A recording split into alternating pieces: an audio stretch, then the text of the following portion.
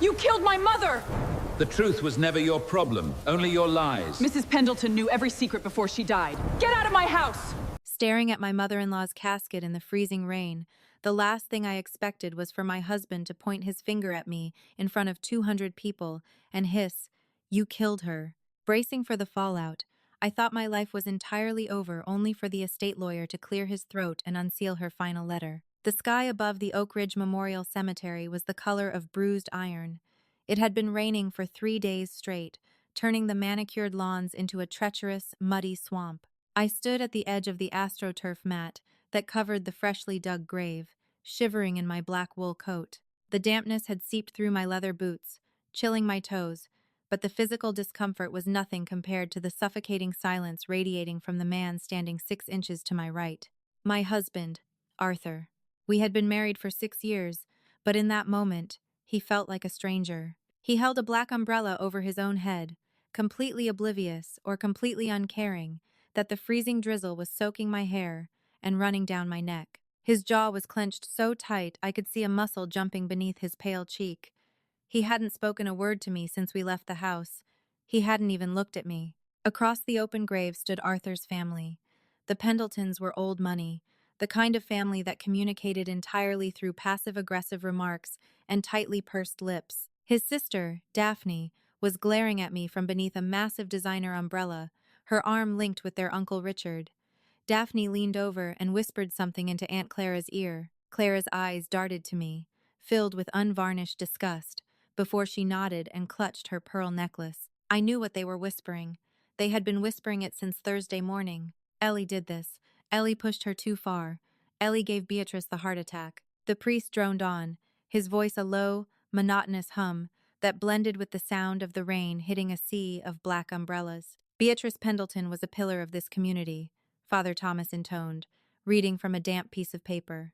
A devoted mother, a generous benefactor, and a woman of unshakable grace. I bit the inside of my cheek hard enough to taste copper. Beatrice was many things, but gracious was a lie. She was a master manipulator, a woman who wielded her wealth like a bludgeon and demanded absolute compliance from everyone in her orbit. And for 6 years, I had been her favorite target. As the priest signaled for the final blessing, the funeral directors stepped forward to lower the mahogany casket. The heavy silence was broken only by the creak of the straps and the rhythmic patter of the rain. Arthur stepped forward. He reached into his coat pocket, pulled out a single white rose, and tossed it onto the polished wood. I stepped forward to do the same, clutching a small bouquet of lilies, Beatrice's favorite. But before I could even extend my arm, Arthur turned on me. His hand shot out, gripping my wrist with a sudden bruising force. I gasped, stumbling backward in the mud, the lilies slipping from my fingers. "Don't!" Arthur snarled, his voice loud enough to slice through the rain. The entire congregation froze. 200 pairs of eyes snapped toward us. Father Thomas stopped mid-prayer. The funeral directors froze by the winch. "Arthur, you're hurting me," I whispered, desperately trying to pull my arm away, my face flushing with heat despite the freezing cold. "You don't get to pretend you care," he said, his voice rising, vibrating with a venom I had never heard from him before. He let go of my wrist, only to point a shaking finger directly at my face. "You don't get to stand here and play the grieving daughter-in-law. Not after what you did. Arthur, please, not here," I pleaded, my voice trembling. "People are watching." "Let them watch!" he shouted, the composure of the wealthy, stoic Pendleton heir completely shattered. "Let them all know!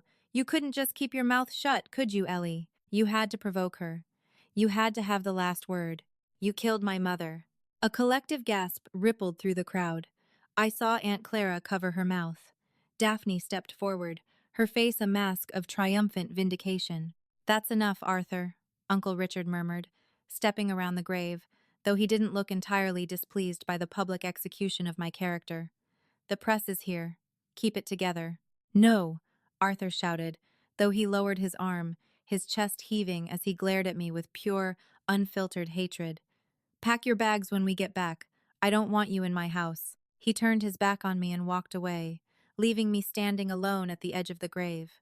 The rain washed over me, mixing with the tears I hadn't realized I was crying. I stood completely paralyzed, surrounded by a crowd of people staring at me as if I were a murderer.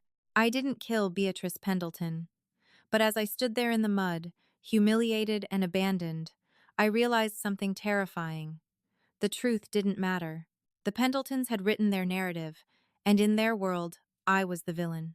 To understand how I ended up being publicly crucified at a gravesite, you have to understand the week that preceded it. I was never supposed to marry into a family like the Pendletons. I grew up in a modest neighborhood in Chicago. My father was a mechanic, and my mother worked as a receptionist at a dental clinic. When I met Arthur at a marketing firm in my 20s, I was charmed by his ambition and his surprising gentleness. He seemed different from the pretentious wealth he came from. He listened to me. He supported my career, and he told me I was the best thing that ever happened to him. Then, we got married, and Beatrice realized I wasn't a phase. Beatrice hated me from the moment I shook her hand. To her, I was a gold digger, a commoner sullying her purebred lineage. For 6 years, I endured 1,000 paper cuts. It was the way she would accidentally leave me out of the family Christmas card photos. It was the way she gifted me etiquette books for my birthdays. It was the way she would look at my clothes and ask, with a sympathetic smile, "Oh, darling, did you have to sew that yourself?" But the worst of it, the truly unforgivable part, was Arthur's silence. Every time she insulted my family, every time she degraded my job, Arthur would just look away. "That's just how she is, Ellie. Don't rock the boat. She's old, let it go." I let it go for 6 years, until her 70th birthday dinner. It was a Tuesday evening, 5 days before she died. Beatrice had rented out the private dining room at the Oakmont Country Club. The guest list was restricted to immediate family: Arthur, myself, Daphne, Daphne's husband Greg, and Uncle Richard. The wine was flowing, the crystal was gleaming, and Beatrice was holding court. Halfway through the main course, the topic turned to legacy. "Daphne, your children are growing up so beautifully," Beatrice crooned, sipping her expensive Pinot Noir. "Little Charlotte has the Pendleton eyes. It gives me such peace to know the family line is secure." She then turned her sharp, hawkish gaze to me. "And you, Ellie? Still prioritizing your little graphic design hobby over giving my son a family?" Arthur is 35.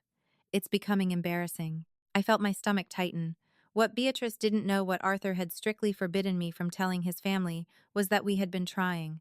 We had suffered 3 miscarriages in 2 years. The grief was a heavy, suffocating blanket that I carried every single day. "Mother, please," Arthur mumbled, staring at his steak.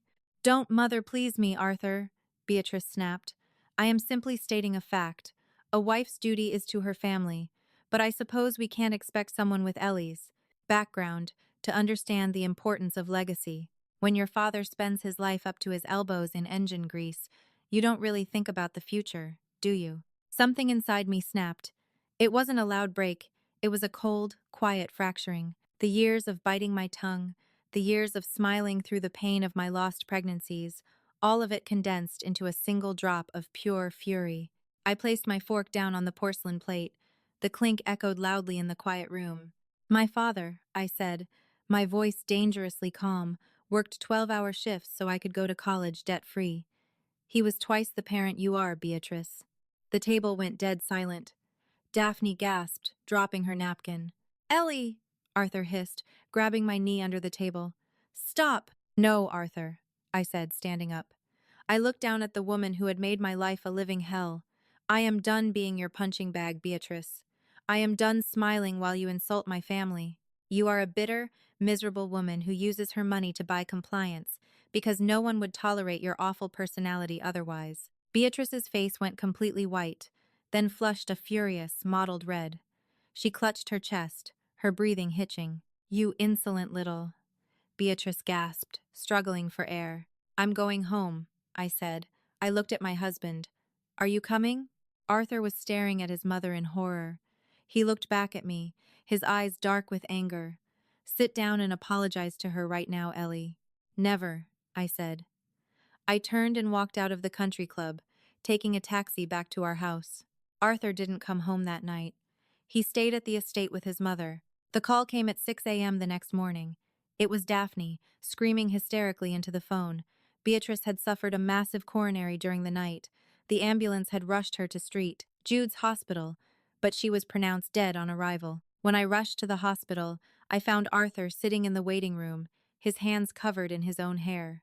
When he looked up and saw me, the devastation in his eyes instantly hardened into a glacier. "She was so upset," he whispered, his voice trembling. "She couldn't calm down after you left. Her blood pressure spiked," the doctor said. The doctor said extreme emotional stress can trigger an event. He stood up, walking toward me until he was inches from my face. "You couldn't just let it go. You had to push her." From that moment on, the narrative was set. I was the murderer who used words instead of a weapon. And as I drove alone from the cemetery back to the Pendleton estate for the mandatory reading of the will, the weight of that accusation threatened to crush me completely. The Pendleton estate was a sprawling, Gothic stone mansion that always felt 10 degrees colder inside than it was outside. I parked my modest sedan behind a line of black Mercedes and Range Rovers. I hesitated at the steering wheel. I wanted to just keep driving, to pack my bags as Arthur had demanded, and disappear. But a strange, stubborn defiance had taken root in my chest. I was technically still his wife. I was legally required to be at the reading of the will, and I refused to let Daphne and Clara whisper about my absence like a bunch of carrion birds. I walked through the heavy oak doors, ignoring the shocked look from the housekeeper. I headed straight for the library. The room smelled of old leather, floor wax, and expensive scotch. The dark mahogany walls were lined with thousands of books no one ever read. A fire was crackling in the massive stone hearth, casting long, dancing shadows across the Persian rug. Everyone was already there.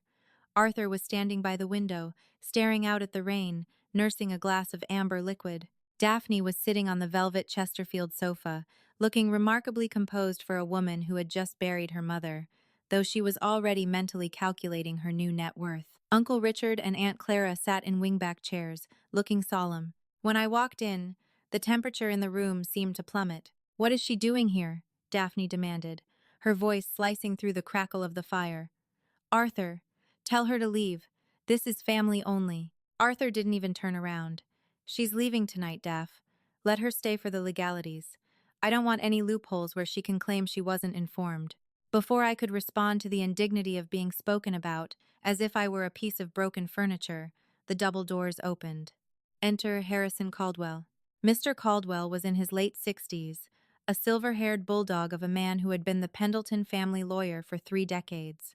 He carried a battered leather briefcase and looked distinctly uncomfortable. He didn't offer condolences. He didn't offer pleasantries. He just walked to the large mahogany desk at the center of the room, set his briefcase down, and popped the brass latches. "Take a seat, please," Caldwell said, his voice a gravelly baritone. I sat in a hard-back chair near the door, as far away from Arthur as possible. Caldwell pulled out a thick stack of legal documents. "We are here for the execution of the final will and testament of Beatrice Evelyn Pendleton. The estate, as you know, is vast. It encompasses the manufacturing holdings, the real estate portfolio, and the liquid assets." Daphne sat up a little straighter. "However," Caldwell continued, adjusting his reading glasses. He looked up, making eye contact with every person in the room, his gaze lingering on Arthur. 2 weeks ago, Beatrice called me to her office. She requested an addendum to her will, and she entrusted me with a letter." Caldwell reached into his briefcase and pulled out a thick, cream-colored envelope. It was sealed with heavy red wax, stamped with the Pendleton crest. "She left explicit instructions regarding this letter," Caldwell said, his tone turning grave. "She demanded that before the estate is divided, this letter must be read aloud, in its entirety, to everyone present in this room. No exceptions." Arthur finally turned away from the window, frowning. "A letter? About what?" "She did not disclose the contents to me," Caldwell replied. He picked up a silver letter opener from the desk and slid it under the flap. The crack of the wax breaking sounded like a gunshot in the silent room. He unfolded 3 pages of thick, handwritten stationery. Caldwell cleared his throat and began to read. "To my family. If Harrison is reading this to you, it means my heart has finally given out. I have known for 6 months that my mitral valve was failing. The doctors gave me a year at best, but I always knew I would go on my own terms." I gasped softly. The room went dead silent. 6 months? I looked at Arthur. His face had gone pale. He had blamed me. He had humiliated me in front of hundreds of people for causing a heart attack she had been dying from for half a year. She knew she was dying, And she hadn't told anyone. Caldwell continued, his voice steady and relentless. I have spent my life building this family, protecting our name, and ensuring our wealth remains intact. I have watched you all closely, and frankly, I am disgusted by what I see. Daphne's jaw dropped. Uncle Richard stiffened. Daphne, my darling daughter, Caldwell read, reading Beatrice's exact words with an eerie lack of emotion. You have spent the last 10 years waiting for me to die so you can fund your husband's ridiculous tech startups. You are vain, you are foolish, and you have the business sense of a gnat. You will find that your portion of the inheritance has been placed into a tightly controlled trust. You cannot touch the principal, ever. What? Daphne shrieked, leaping to her feet. That's a lie. Harrison, she was not in her right mind. Sit down, Daphne, Arthur snapped, though his own hands were shaking. Let him finish. Daphne sank back onto the sofa, her face red with fury. Caldwell didn't miss a beat. He turned to the second page. But my greatest disappointment, Caldwell read, is my son, Arthur. Arthur froze, his glass halfway to his mouth. Arthur, you have always been weak. You rely on the Pendleton name to cover your inadequacies. I have spent years trying to groom you, trying to make you into a man capable of running an empire. Instead, you are a coward. And nothing proves this more than the secret you have been keeping for the past 2 years. The air in the room suddenly felt incredibly thin. I looked at my husband. Arthur was no longer pale. He was ashen, a sickly gray. He looked like a man standing on the trapdoor of the gallows. Stop, Arthur choked out, stepping forward. Harrison, stop reading. That's private. I cannot, Arthur, Caldwell said flatly. The instructions were absolute. If I do not read this, the entire estate defaults to charity. Arthur stopped dead in his tracks. Caldwell looked back at the letter, his eyes tracking down the page. When he spoke next, his words shattered my world into a million jagged pieces. Arthur, I know about the townhouse in the city, Caldwell read, Beatrice's phantom voice dripping with venom. I know about the woman you have been keeping there. And more importantly, I know about the 3-year-old child you fathered with her, while your pathetic wife was busy crying over her own inability to give you an heir. The silence in the library was so absolute it was deafening. I stopped breathing. The words hung in the air, echoing off the mahogany walls, bouncing off the leather bindings of the books, and crashing directly into my chest. A townhouse. A woman. A 3-year-old child. My vision blurred. The edges of the room began to darken. The 3 miscarriages.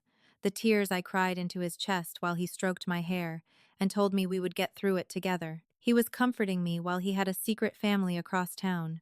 I slowly turned my head to look at the man I had married. Arthur wasn't looking at me. He was staring at the floor, his face twisted in absolute terror, stripped of all his arrogant righteousness. But Caldwell wasn't finished, and the final twist of Beatrice's knife had yet to be plunged. You thought you were clever, Arthur, the lawyer continued, turning to the final page. You thought you could wait for me to die, inherit the estate, divorce Ellie, and move your bastard child into my home. But you forgot one crucial thing. I am always one step ahead. The silence that followed Harrison Caldwell's words was heavy, suffocating, and absolute. It was the kind of silence that only exists in the epicenter of a catastrophic explosion before the shockwave hits. My ears were ringing. The mahogany library, the crackling fire, the shocked faces of the Pendleton family, all of it seemed to blur and tilt on its axis. A 3-year-old child. My mind raced backward, doing the frantic, agonizing math of a betrayed spouse. 3 years old meant the child was conceived 4 years ago. 4 years ago, I was in the hospital, bleeding, mourning our second miscarriage. I remembered Arthur sitting by my bedside, holding my hand, his eyes damp with what I had thought were tears of shared grief. We'll get through this, Ellie, he had whispered. It's just you and me against the world. While I was drowning in the sorrow of our lost babies, he was picking out nursery colors in a secret townhouse with another woman. Ellie, Arthur croaked, his voice cracking. He took a hesitant step toward me, his hands raised in a pathetic gesture of surrender. Ellie, please, let me explain. It's not what it sounds like. Don't touch me, I breathed, my voice barely a whisper, yet it cut through the room like a serrated blade. I stood up, the chair scraping loudly against the hardwood floor. Don't you ever put your hands on me again. Arthur, Uncle Richard said, his voice trembling with a mixture of shock and disgust. Is this true? You have an illegitimate child?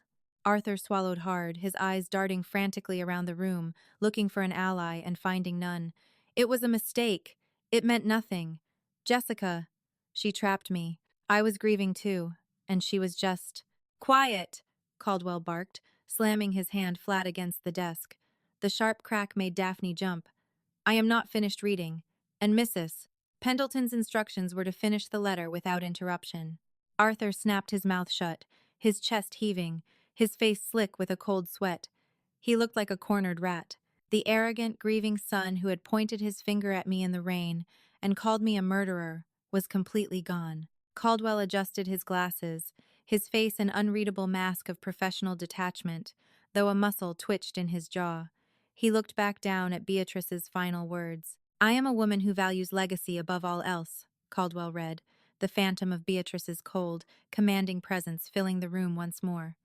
For 6 years, Ellie, I despised you. I found you pedestrian, lacking in pedigree, and entirely unsuitable for our family. I tried to break you, hoping you would leave quietly. But on Tuesday night, when you stood up at that table and looked me in the eye, you proved something to me. I froze, my breath catching in my throat. I stared at the cream-colored paper in the lawyer's hands. You proved you have a spine. You proved you have fire, the letter continued. You refused to cower. My son, on the other hand, has cowered his entire life. He cowered from my expectations. He cowered from his responsibilities. And he cowered behind a secret life because he was too weak to be a true husband or a true Pendleton. Daphne let out a choked sob, sinking further into the velvet sofa. Aunt Clara was clutching her pearls so tightly her knuckles were white. I will not leave this empire to a coward. I will not allow a mistress and an illegitimate child to live in the halls my grandfather built. I will not have my life's work squandered by a boy playing dress-up in a man's suit. Arthur let out a low, guttural noise of despair. He knew what was coming. We all did. Therefore, Caldwell read, his voice ringing with absolute finality, I am making a drastic alteration to the line of succession. To my son, Arthur William Pendleton, I leave the sum of $100,000 and not a penny more. Furthermore, he is to be immediately stripped of his title as Vice President of Pendleton Enterprises. No, Arthur shouted, lunging toward the desk. She can't do that. That's my company. I'm her son. Sit down, Arthur, or I will have security remove you from your mother's house, Caldwell warned, not flinching as Arthur slammed his hands on the desk. She was out of her mind, Daphne shrieked, suddenly realizing that if Arthur was cut out, the entire structure of their wealth was collapsing. Harrison, you know she was medicated. This won't hold up in court. Mrs. Pendleton anticipated your reaction, Daphne, Caldwell replied calmly, tapping a thick file next to the letter. The day she drafted this addendum, she was evaluated by 3 independent psychiatrists, including the chief of staff at St. Jude's. They all signed sworn affidavits affirming her total mental competence. This will is ironclad. Caldwell turned his eyes to me. His expression softened, just for a fraction of a second. The final paragraph, Caldwell said. To my daughter-in-law, Ellie, he read. You are not a Pendleton by blood, but you are the only one in this miserable family with the grit to protect what I have built. I leave you the Oak Ridge estate in its entirety. Furthermore, I leave you my 60% controlling shares of Pendleton Enterprises. You are now the majority shareholder. The empire is yours. The room spun. I grabbed the back of the chair to steady myself. 60%. The estate, the manufacturing plants, the real estate holdings, billions of dollars. All of it. Mine? However, Caldwell read, raising a finger, there is one condition. To inherit, you must file for divorce from Arthur within 48 hours of this reading, claiming absolute fault on his part. If you forgive him, if you stay with him, the entire estate defaults to the Oak Ridge Children's Charity. Do not let me down, Ellie. Ruin him. Caldwell carefully folded the letter and placed it back into the envelope. That concludes the reading of the final letter. Pandemonium erupted. Daphne sprang from the couch, her face twisted in rage, pointing a manicured finger at me. You orchestrated this. You planned this whole thing. You manipulated a dying woman. She hated me, Daphne, I yelled back, my voice finally returning, vibrating with a newfound, dangerous energy. She hated me, and she still chose me over all of you. What does that tell you about your brother? Arthur was hyperventilating. He stumbled toward me, tears streaming down his face. The realization that he was suddenly penniless, jobless, and homeless was crashing down on him. Ellie, please, Arthur begged, falling to his knees right in front of me. The expensive fabric of his bespoke suit pooled on the floor. He tried to grab my hands, but I snatched them away. Ellie, baby, listen to me. I'm sorry. I'm so sorry. I'll leave Jessica. I'll never see her or the kid again. I love you. We can fix this. You don't have to divorce me. If you let it go to charity, we both lose. Please, we can share it. I stared down at the man I had loved for 6 years. I looked at his handsome face, the face I had kissed, the face I had trusted, the face that had screamed at me over his mother's open grave just hours ago. You killed her. That's what he had said to me in front of 200 people. He had tried to frame me for his mother's death to distract from his own impending ruin. He had wanted me to leave the cemetery utterly destroyed, so he could move his secret family into this very house. A cold, beautiful clarity washed over me. The grief and the heartbreak evaporated, replaced by a spine of solid steel. Beatrice was right about one thing. I had fire, and Arthur was about to burn in it. Harrison, I said, my voice steady, echoing with the authority of the new master of the house. Yes, Mrs. Pendleton? Caldwell answered, a distinct note of respect in his tone. Do you have the divorce papers drafted? I asked, keeping my eyes locked on Arthur's horrified face. Mrs. Pendleton had me draw them up 2 weeks ago, Caldwell replied, pulling a blue-backed legal document from his briefcase. They just require your signature. No, Ellie, no, Arthur screamed, scrambling backward as if the papers were radioactive. Bring them here, Harrison, I commanded. I took the gold pen Caldwell offered me. I didn't hesitate. I didn't shake. I signed my name on the dotted line, effectively severing myself from Arthur Pendleton and simultaneously crowning myself the head of his family's empire. I handed the pen back to Caldwell. Then, I looked down at Arthur, who was sobbing openly into his hands on the Persian rug. Arthur, I said, my voice eerily calm. Earlier today, you told me to pack my bags and get out of your house. He looked up, his eyes bloodshot and wide with panic. I've changed my mind, I whispered. Get out of my house. Arthur didn't leave quietly. He raged, he threatened, he threw a crystal decanter against the wall. But the reality of his situation had been ironclad long before the reading of the will. Beatrice had prepared for his tantrum. Caldwell pressed a button on the desk, and within 30 seconds, 2 private security contractors, large men in dark suits whom Beatrice had kept on retainer, entered the library. Mr. Pendleton, it's time to leave. The taller guard, a man named Miller, said gruffly. I live here, Arthur spat, trying to shove Miller. It was like watching a toddler try to push a brick wall. Miller simply grabbed Arthur by the lapels of his custom suit, effortlessly hauling him off his feet. Not anymore, sir. Let's go. As Arthur was dragged kicking and screaming through the grand foyer, I turned to Daphne, Aunt Clara, and Uncle Richard. They were huddled together by the fireplace, staring at me, as if I had suddenly grown horns. The reading is over, I told them, picking up my purse. I expect all of you off the property in 5 minutes. If you have any questions regarding your trusts, you can direct them to Harrison. Daphne looked like she wanted to spit poison, but the sheer shock of her new reality kept her silent.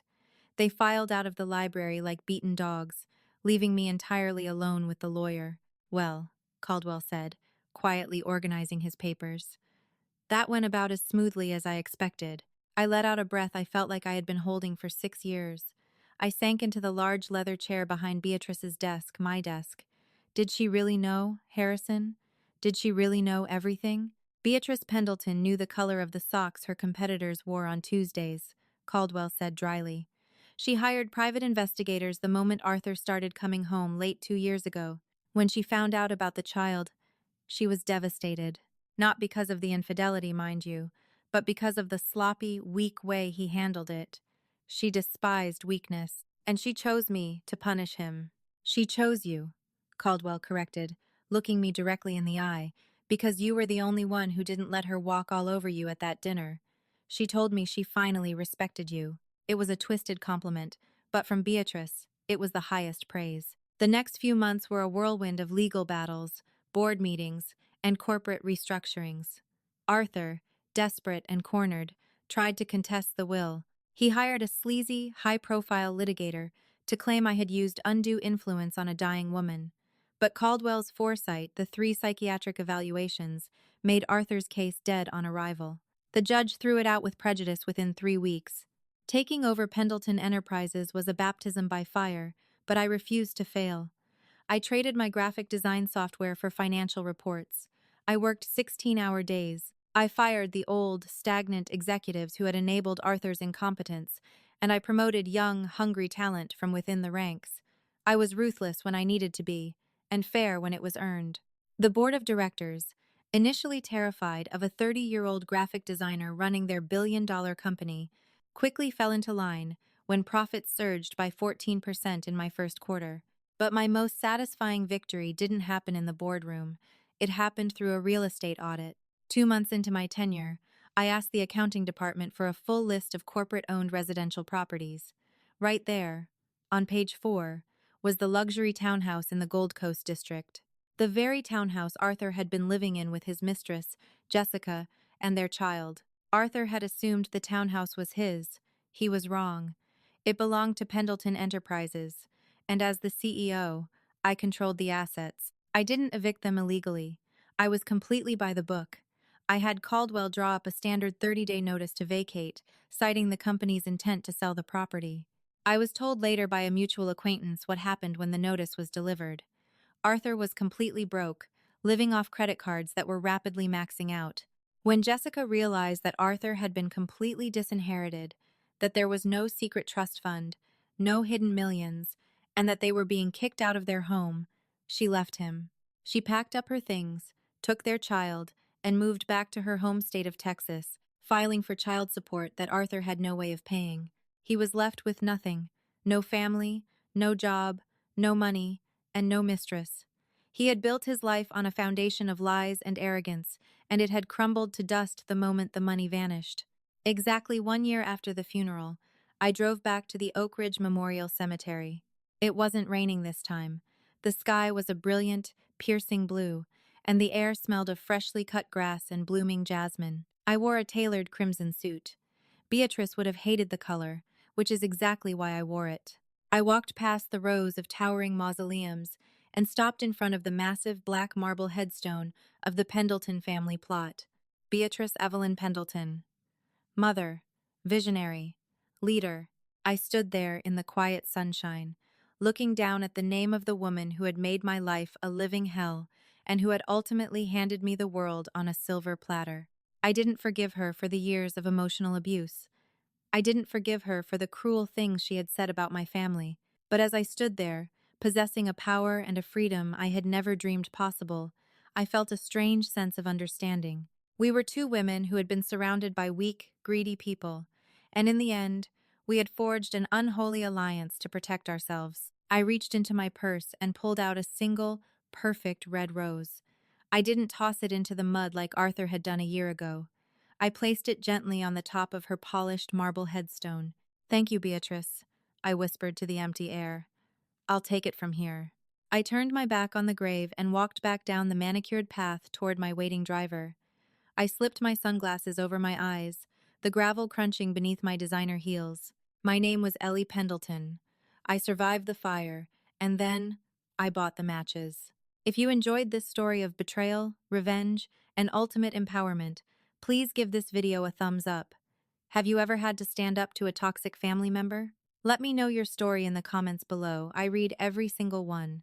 Don't forget to share this video with anyone who loves a good karma plot twist, and hit that subscribe button for more dramatic real-life stories delivered right to your feed. See you next time.